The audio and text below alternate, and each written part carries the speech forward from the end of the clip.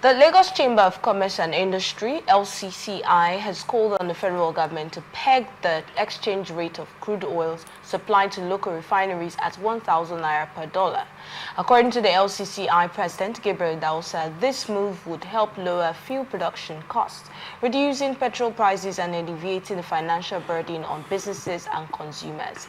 It also highlighted that pegging the exchange rate would reduce transportation expenses, stimulate economic activity, and combat food inflation, which has been worsened by rising logistics costs.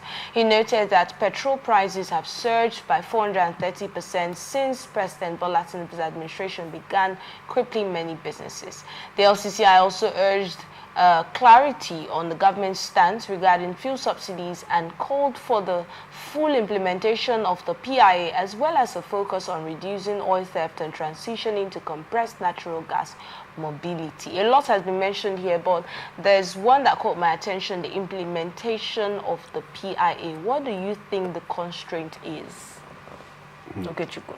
The implementation of the PIA, for me, is bedeviled by so many factors. One, I think lack of sincerity in terms of implementing it. Secondly, lack of political will.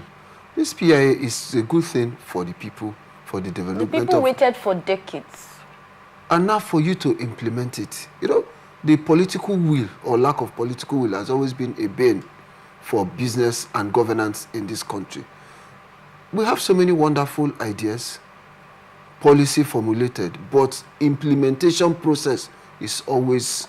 This PIA is looking peculiar, because before it even became the PIA from PIB, it took decades.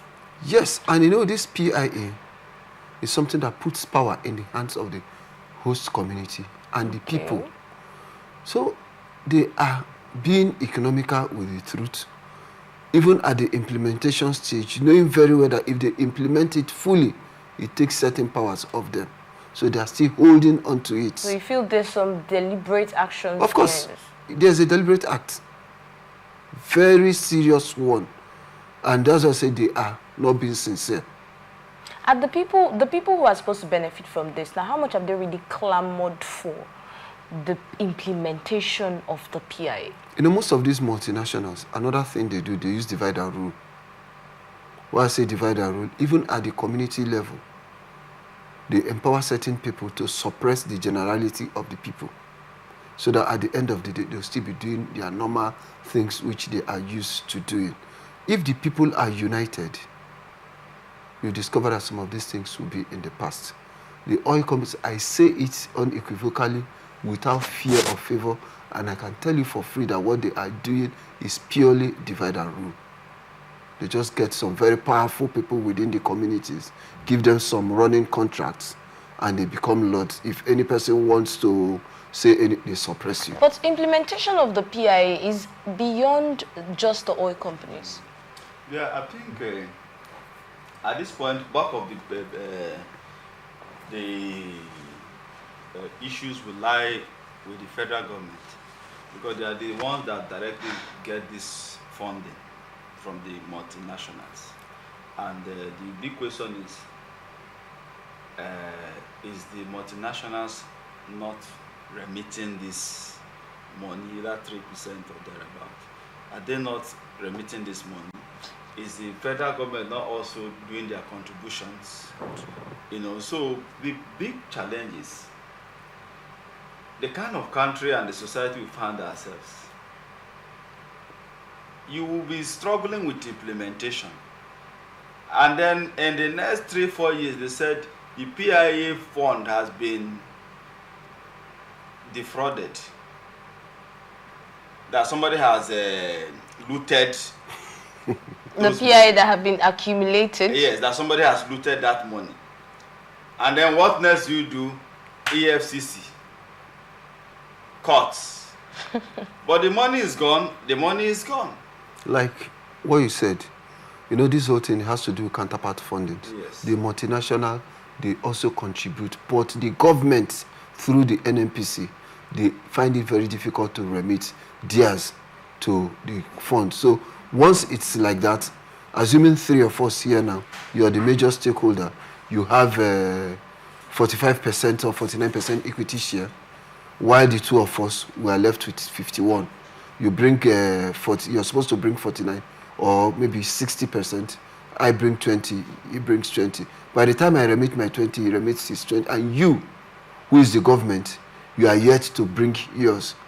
That's where we keep having issues. That's one of the challenges where the PIA or the petroleum industry bill is not really working. Now to add again, you know, if the federal government are saying there are challenges, I think there are no more challenges anymore, because I understand that the host communities have an association now where there are projects to be implemented.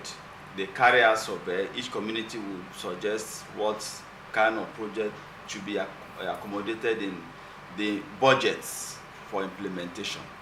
Now, so there is an umbrella body that is covering the interest of... They call it the Cluster Development Board. Initially, they used to have this GMOU, where they sign Global Memorandum of Understanding, where the companies and the communities, they sit down, they design and take that within so period, either 3-4 years, these are the number of projects that they will carry out within the host community. But some of those projects are not even be carried out. They pay them money, and before you know, there are white elephant projects that doesn't even see the daylight of fulfillment. Yes. The challenge too again to add is, most times when these projects are to be implemented, of course the contractors are indigenous, and they consider this project as benefits that accrues them. They give you a contract of, you know, constructing the road in your place. What is in the specification is a different thing. The implementation is different. So I have always seen why we blame the oil company. Even the project that oil companies have said, okay, let us implement. But the focus here is the PIA, which has nothing to do directly with the company and the community, because it's an appropriation. It's a resources that the federal government takes and then try to see how they give it back to the host communities. So I want to encourage that our leaders who are at the National Assembly, Senate, our ministers, those who represent us at the federal government, I want to encourage that there should be an intentional reaction to ensure that these resources actually get to the people. But my worriedness is the way our country is. Like I said, we will be struggling for implementation. What is happening? Where's the money? What is happening? And 2-3 years you hear that somebody has a... So it means there could be money.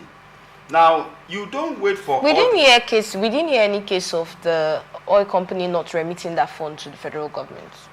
No, the point is... The major challenge there is that the NNPC, who is more like the major partner in that venture, because they call it the JV ventures, the JV operation, the joint venture operation, NNPC failed to remit theirs.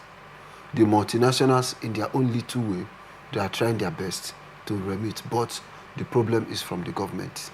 No, if the oil companies have even remitted, for instance, if there are SYZ projects, the one that the oil company have remitted, is it not right to start something first while you wait for the one of NNPC?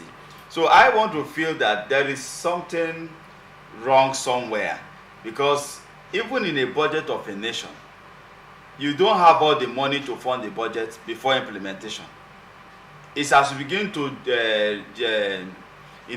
create revenues or derive revenues, that's when you begin to implement them one after the other. Like my own area where I come from, there's this multinational that does operation within that area.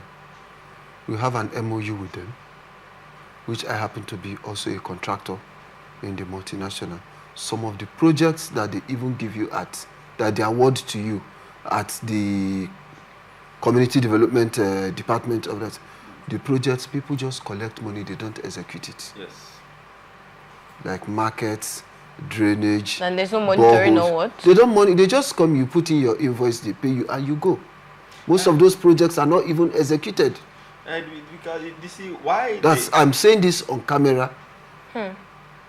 Are you a beneficiary of such? I don't know, but I just told you this is what is happening. No, I love your sincerity. You know, most times these things are like political business, where the companies just want to please the host community, agitators. If you don't do this for us, we'll shut you down. Talking about the host community agitators, how much have you really heard from those host communities agitating for this implementation? Who are you going to hear from? When the spokes... you already talked about the host community having, they are more like an organized body right now. No, they have leaders. You want to say something? Yes. Okay.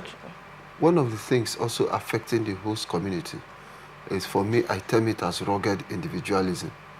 First, me, myself, and I, and not for the benefit of the community. Whoever goes in there, either as a CDC chairman or a contact person for the family, like a middleman between the family and the company, the first thing he goes there to do is to enrich himself. So, until he enriches himself, whatever any person is saying doesn't concern him. If you try to ask too many questions, they suppress you. Yes, Ambassador, why do you think we haven't heard so much from those communities asking for implementation of PIA? The voice of those communities have been compromised. Like you tried to cite. Who are the voice of this community? The CDC, the contact persons, the liaison officers, the community head, the youth leaders, the women leaders. Everybody cannot be compromised, like you mentioned. No. You see, the point is, there is a way these community leaders conspire together. Take your own, right? Take your own. Everybody gets. They are even saying that they have not received. Who is saying so? I had one of our community leaders in River State here who told me that he doesn't even know, he knows little or nothing about it. That the process is one that is not even open for them to really know what is going on. Not to talk of receiving it. PIA, the yes. implementation, that's what he's talking about. He's talking about MOUs between companies and hosts. I'm talking about the PIA now. We know how much, I don't want to call it noise, that we heard before the implementation, right? And before the approval. Calling for, before it became an act, right? Yes. Calling for it to become an act, calling for it to be taken out of the bill, to pass all the readings and all of that. Do you understand? But now that has happened. The major problem of that PIA is funding. Funding on what? On whose side now? I've told you, it's a joint venture operation. The multinationals and the government. The government, they have not been sincere in remitting their own quota of the funds. Okay.